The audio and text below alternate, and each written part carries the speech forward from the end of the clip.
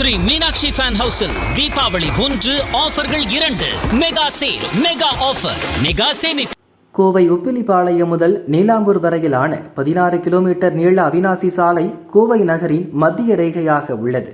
இந்த சாலையில்தான் முக்கிய பள்ளிகள், கல்லூரிகள், மருத்துவமனைகள், விமான நிலையம் அமைந்துள்ளன. இதனால் இந்த சாலையில் போக்குவரத்து நெரிசல் அதிகம் இருக்கும். கோவை மக்களின் நீண்ட நாள் கோரிக்கையை ஏற்று அதிமுக ஆட்சியில் அவிநாசி சாலையில் உயர்மட்ட மேம்பாலம் அமைக்க திட்டமிடப்பட்டது. எடப்பாடி பழனிசாமி முதல்வராக இருந்தபோது உப்பிலிபாளையம் முதல் கோல்வின்ஸ் வரை உயர்மட்ட பாலம் அமைக்க 1621 கோடி ரூபாய் ஒதுக்கப்பட்டு 2020 மார்ச் 24 நிர்வாக ஒப்புதல் தரப்பட்டது. 2021 ஆட்சி மாறியது.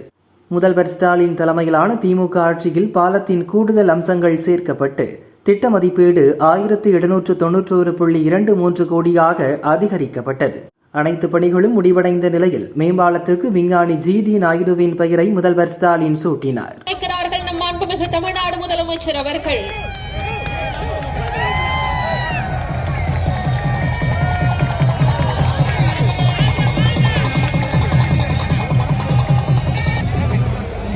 இன்று கோவையில் கோல்வின்ஸ் பகுதியில் நடந்த விழாவில் அவிநாசி சாலை மேம்பாலத்தை பொதுமக்கள் பயன்பாட்டுக்கு முதல்வர் ஸ்டாலின் திறந்து வைத்தார்.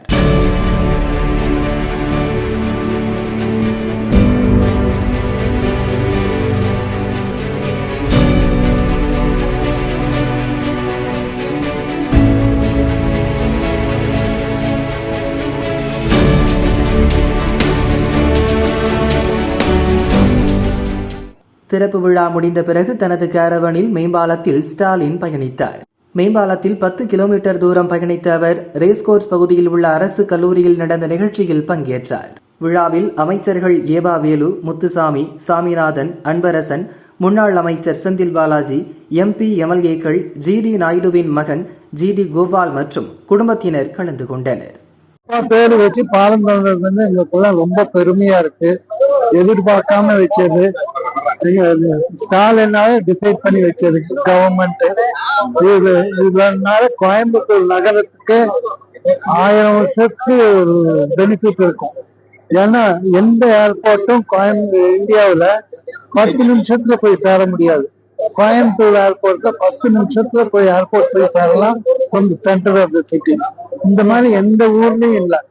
ஸோ அதே கோயம்புத்தூருக்கே பெருமை தான். எந்த வகையில பயனுள்ளதா இருக்கு இந்த பாலம்? Time saving. எத்தனை டைம் சேவ் ஆகுது. மெட்ராஸ் போகணும், பெங்களூர்ல இருந்து சிட்டிக்கு போகணும்னா 1 மணி நேரம் ஆகும். சென்னையும் அதே மாதிரிதான். பாம்பே எல்லாம் இன்னும் ஜாஸ்தி ஆகும். ஸோ நம்மளுக்கு கோயம்புத்தூர் சிட்டிசனுக்கு ரொம்ப பெனிஃபிட், பிசினஸ்க்கும் அதே மாதிரி பெனிஃபிட். ரொம்ப டைம் சேவிங், ரொம்ப பிரயோஜனமா இருக்கும். சிறைச்சாலையில வந்துட்டு புதுசா பில்டிங் கட்டிருக்கோம். செம்மொழி பூங்கா, நூலகம், இதெல்லாம் எப்படி பாக்குறோம்? கோயம்புத்தூர் ப்ரோக்ரஸ்ங்க. கோயம்புத்தூர் மாதிரி வேற எந்த ஊர்ல இருக்கு? மதுரை, வேற எல்லா சிட்டிஸும் தமிழ்நாடுல கோயம்புத்தூர் மாதிரி ப்ரோக்ரஸ் ஆகிற சிட்டி வேற எதுவுமே இருக்கிறாப்புல எனக்கு தெரியல. தமிழகத்தில் மதுரை ஊமச்சி குளத்திலிருந்து நத்தம் வரையிலான 7.5 கிலோமீட்டர் நீளம் கொண்ட உயர்மட்ட மேம்பாலமே இது நாள் வரை தமிழகத்தின் நீளமான பாலமாக இருந்தது.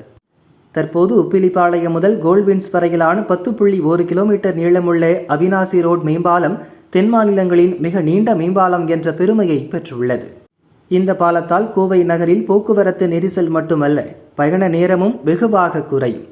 கோவை நகரிலிருந்து விமான நிலையம் செல்ல 45 நிமிடங்கள் ஆகும். இனி இந்த பாலத்தில் சென்றால் 10 நிமிடங்களில் விமான நிலையத்தை அடைந்துவிட முடியும்.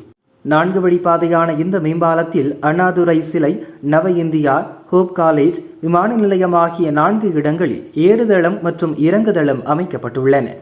தமிழகத்திலேயே முதன்முறையாக மழைநீர் சேகரிப்பு அமைப்பு இந்த பாலத்தில் முன்னோடி முயற்சியாக நிறுவப்பட்டுள்ளது. பாலத்தின் மீது பெய்யும் மழைநீர் குழாய் வழியாக வடிந்து பாலத்தின் கீழே அமைக்கப்பட்டுள்ள 220 ஆழ்துளைகள் வாயிலாக நிலத்துக்குள் சென்றுவிடும். இதனால் நிலத்தடி நீர்மட்டம் உயரும். பாலத்தில் 1.5 மீட்டர் அகல நடைமேடையுடன் கூடிய வடிகால் அமைப்பு 9115 மீட்டர் நீளத்துக்கு அமைக்கப்பட்டுள்ளது. மேம்பாலத்தை 306 தூண்கள் தாங்கி நிற்கின்றன. 30 மீட்டர் 40 மீட்டர் இடைவெளியில் தூண்கள் அமைக்கப்பட்டுள்ளன. ஹோப் காலேஜ் ரயில்வே மேம்பால பகுதியில் மட்டும் 52 மீட்டர் இடைவெளி விடப்பட்டுள்ளது.